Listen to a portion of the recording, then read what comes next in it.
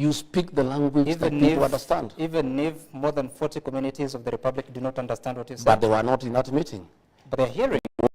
But the people you are addressing, we were addressing specific issues in Wakulima market. Those issues are specific to those people. You talk to them the language that they understand most, so that you agree. You've just told me that the Wakulima market is not just the Kikuyu community. There are other communities that trade there. I spoke 70% in Swahili. Yeah. And 30% I spoke in Kikuyu because the majority asked me to speak in Kikuyu. We have some mothers there who don't understand Kiswahili properly. We have some old men who have lived there in that market who have not lived in that market for a long time. And they told me, our son, we want to hear what are you telling us? What assurance are you giving us? And when I went there, I talked to them in my mother tongue for them to vote for Governor Sakaja. It cannot be when they are crying, when they are complaining. I cannot talk the same language. Okay. I talked to them when I was appealing to them to vote for him. You said, wale wanaopanga hii upuzi wasiharibu hii Kenya. Hii Kenya imekuwa na matatizo mengi. Wakijaribu hiyo maneno, Wakenya hawatakubali. What is being organized? Nini inapangwa? You know there are many schemes that are going on every day. You have seen meetings. You have seen meetings of trying to divide the people of Mount Kenya region. You have seen meetings of undermining the deputy president. You have seen people being caught and being offered money to impeach the deputy president, to remove him from office, and all that nonsense that is going on. And I was saying, you see, some are elected by the people. And I asked the people directly whether they have a problem with my leadership. And they said they don't have. I drew my mandate directly from the people. And what I was saying, anybody who has a problem with my leadership, anybody who has a problem with my conduct, has every business to talk to my employer, the people of Kenya. Okay. Those are the people who make decisions over my conduct. Those are the people who can appraise my performance. Those are the people who can give an opinion as to what they think I'm doing, whether it's right or wrong. Okay. You're saying that people have been offered money to remove you from office. How so?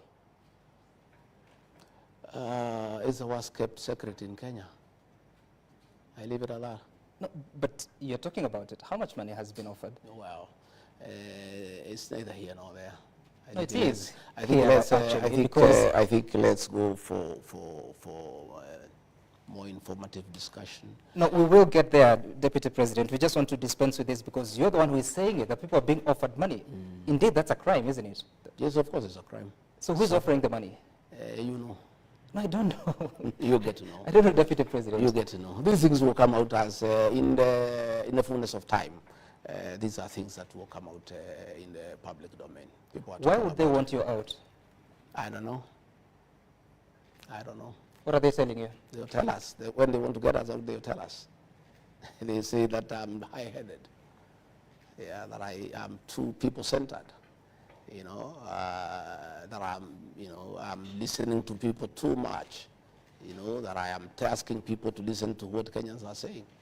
I don't think it's a crime. I think leadership is about the people. And for you to be a good leader, you need to listen to the people. And I keep on listening to the people myself.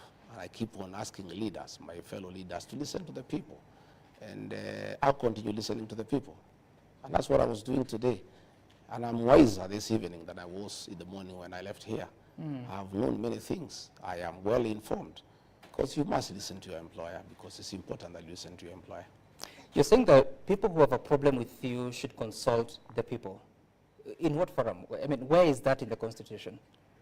Consulting the people about leadership. So that they can take action against you. I mean, where do you place that in the Constitution? I'm talking about leadership. I'm saying before you take any decision on any issue, on matters governance, on matters leadership, it's important that you listen to what the people are saying all the time. And that's what I do myself.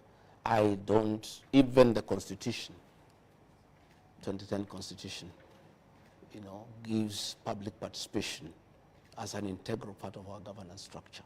That anything that affects the people drastically, you need to listen to them. You need to go to them. You have seen many things going to court and being thrown out for lack of adequate public participation. Public participation is part and parcel of our life in this country, and more so in matters leadership, in matters governance. Deputy President, who told you there was a plan to impeach you. I am a consumer of information. When you call people for meetings, most of them are our people. When you coerce them, you intimidate them, you offer them bribes, they come and report to us. And, you know, what people must know is that people have loyalties. And you may talk to many people and tell them what you want them to do, and you think that you are keeping a very big secret. You know, we get to know these things when the meetings are going on, or immediately after the meeting. You know, meetings have been held in Nyahururu. We know what was being discussed. Meetings have been held in Kitusuru, you know, in the house of a cabinet secretary. We know what was being discussed. We know the amount of money that exchanged hands. How much All is these things are in the public domain. How much? Never, don't worry. Are you interested in the money yourself? Don't worry about, I don't think anybody will find any of that money, so you shouldn't be worried about the amount. But all these things that are happening, people know, and some. Now, Let nobody underestimate the intelligence of the Kenyan people. The Kenyan people are very intelligent people, and they have come of age. And as I listen to people today, even when I was going to explain to them what is happening, they say, no, don't even bother. We know. You know, Deputy President, the interesting bit is that you're revealing information, but halfway. You've just now revealed there's a cabinet secretary who hosted a meeting in Kitisuru. Who hosted the other meetings? Who organized them? Some have told you. You have seen the meetings yourself. I've just told you what was being discussed inside those meetings. I'm giving you info on what was going on. You are aware of the meetings. The only meeting I know about is of the members of parliament that came out and said that their leader is now... That was not the real issue.